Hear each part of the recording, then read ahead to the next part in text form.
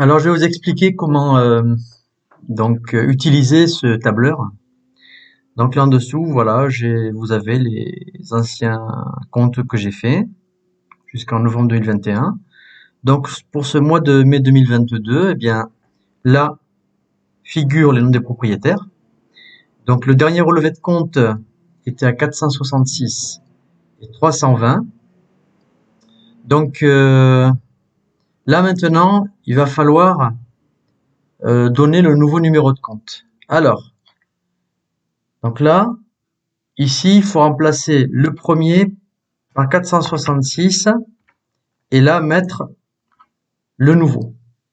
Lui, le remplacer par 320 et là mettre le nouveau. Celui-là, alors là, je crois qu'il y a eu je sais pas s'il y a eu un changement parce que vous m'aviez annoncé un compteur. Il faut mettre dans les deux le compteur de l'arrivée du nouveau propriétaire et le compteur d'aujourd'hui, ici. Et Monsieur Abdedine, ici on met 282 et là on met le nouveau compteur.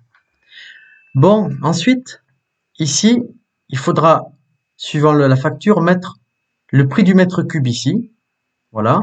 Donc là, c'est uniquement celui-là qu'il faut le rentrer. Une fois que vous l'aurez rentré là, tous les autres seront adaptés. La consommation sera calculée ensuite tout seul. Là, vous aurez le tarif de la consommation. Là, il faudra rentrer ça fait partie des données de la facture. Donc là, il faudra rentrer le nombre de mètres cubes affichés. Et là, il calculera le tarif. Le nombre de mètres cubes fois le prix du mètre cube vous donnera ce prix-là. Bon, il y aura un écart entre les deux qui apparaîtra ici. Ça voudra dire que si vous avez le compteur général qui affiche plus que vos compteurs totaux, il faudra que chacun paye une part qui s'affiche là et le total de chacun s'affiche ici. Donc d'abord, il faudra que vous remplissiez ces cases-là. Alors, je vous laisse d'abord prendre connaissance de ce tableur.